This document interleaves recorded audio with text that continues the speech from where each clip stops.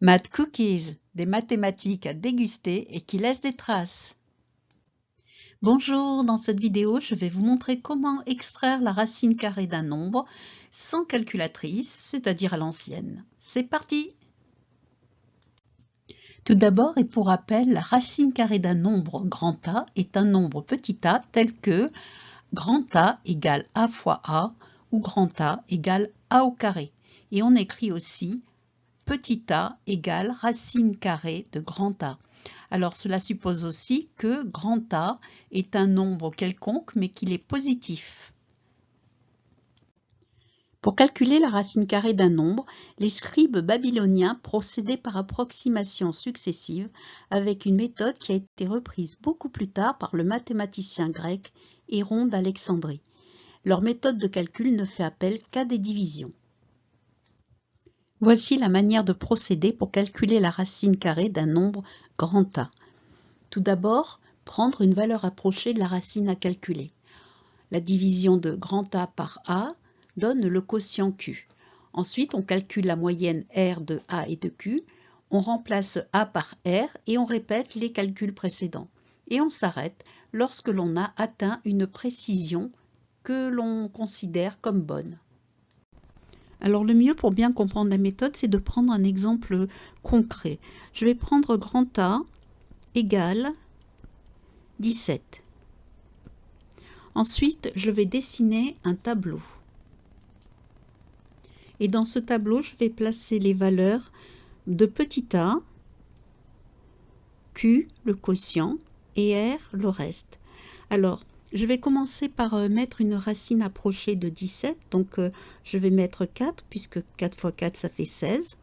Donc, c'est la racine approchée par défaut. Ensuite, je vais diviser 17 par 4. Donc, ce qui va me donner 4,250. Je vous invite à faire soit les calculs de votre côté, soit à utiliser une calculatrice pour vérifier ces résultats. Et ensuite, je vais faire la moyenne ici de 4 et de 4,250. Faire la moyenne revient à les additionner et à diviser par 2 parce qu'en fait, la racine carrée de 17 va se trouver exactement entre ces deux nombres ici.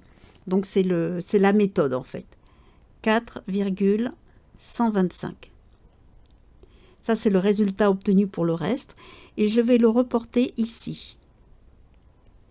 Je vais maintenant faire la division de 17 par 4,125 et je vais obtenir un nombre avec 4,12, 12, 12, etc. Je vais garder une précision de 7 chiffres après la virgule. Ensuite, je vais faire la moyenne entre ce 4,125 et ce 4,12, 12, 12, etc. Et je vais obtenir 4,1, 2, 3, 1, 0, 61.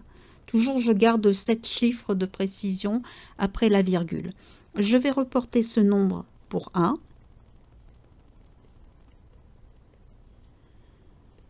Ici. Et je vais réeffectuer la division et je vais obtenir 4,1, 2, 3, 1, 0, 52. Je vais faire la moyenne maintenant de ces deux nombres ici, c'est-à-dire les additionner et diviser par 2, et je vais obtenir 4,1, 2, 3, 1, 0, 56. Ensuite, je vais continuer à le reporter ici. 4,1, 2, 3, 1, 0, 56. Je fais la division de 17 par ce nombre et j'obtiens 4,1, 2, 3, 1, 0, 56. Et je vais obtenir la même chose ici. Ce qui veut dire en fait que j'ai bien une précision ici. Donc ma racine, la valeur c'est ici, puisque ces trois nombres ici sont égaux. J'aurais beau aller plus loin, je n'obtiendrai pas mieux. Donc ça, c'est la racine carrée de grand A à la valeur à 10 puissance moins 7. Donc racine carrée de grand A est égal à 4,1231056. Ça, c'était donc la méthode à Babylone, 5 siècles avant notre ère. Voilà, on voit qu'elle est très précise. Elle nécessite quand même des calculs. Et puis, il y a aussi une petite faiblesse, enfin à mon avis, c'est que c'est très facile de dire que la racine carrée de A, quand il vaut 17, est 4, quelque chose, mais que se passe-t-il quand on a un grand nombre? Et c'est ce qu'on va voir maintenant. Avant de voir cette seconde méthode, plus adaptée pour les grands nombres, à préciser que la méthode de Babylone, c'est encore celle qui est utilisée actuellement dans les calculatrices scientifiques.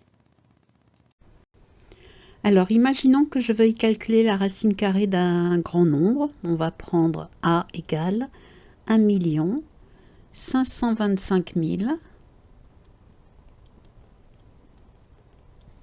225. Alors ce nombre, on va le découper à partir de la droite en tranches de 2 ici, comme ceci. La dernière tranche, ça peut être un ou deux chiffres, ça dépendra des nombres dont on cherche la racine. Et ensuite, je vais le réécrire en tenant compte de ces tranches de 2, comme ceci. Et je vais poser une potence de division, puisque je vais faire effectivement une division. Alors, je vais regarder ma première tranche ici, qui est le 1, et je vais chercher la racine carrée la plus proche, donc c'est 1, ça c'est pas un souci. Et une fois 1, ça fait 1, je vais l'enlever au 1 ici, et ça va faire 0. Ensuite, je vais baisser la deuxième tranche ici, et je vais prendre le 1 de mon diviseur ici, et je vais le doubler, donc ça va faire 2. Et je vais mettre pour l'instant un petit trait parce que je cherche un chiffre ici, le même, qui me donne le résultat le plus proche possible de 52. Donc ça va être 22 fois 2, 44. Et je vais l'enlever à 52. Comme ceci, donc ça fait 8. Et le 2 convient, donc je le remets avec le diviseur. Je vais descendre la tranche suivante de 2 chiffres, c'est-à-dire 52. Et je vais recommencer le même travail, c'est-à-dire que je vais doubler le 12 ici, ce qui va faire 24. Et je vais chercher le chiffre que je vais pouvoir placer de la même manière ici et ici, et qui me donne 852. Donc je vais mettre 3, puisque 4, ça ne rentrerait pas. Donc 243 fois 3, ce qui nous fait 729. Je soustrais ce 729 à 852, ce qui va nous donner 123. Alors, toujours comme une division habituelle, vérifier que 123 est plus petit que le 243 ici. Donc ici, je mets le 3 puisque ça convient. Et je vais descendre la tranche de 25 ici. Et je recommence mon travail. 123 fois 2, ça fait 246. Et je vais chercher ce qui nous convient ici et qui se rapproche le plus possible de 12 325. Donc je vais essayer 5. 5 fois 5, ça fait 25. 5 fois 2, 10. 5 fois 6, 30 avec le 2, 32. Donc je pose le 2, je retiens 3. 5 fois 4, 20, 23. Je retiens 2. 5 fois 2, 10 et 2, 12. Et en fait, on s'aperçoit ici que c'est le même nombre. Donc, moins 12 325.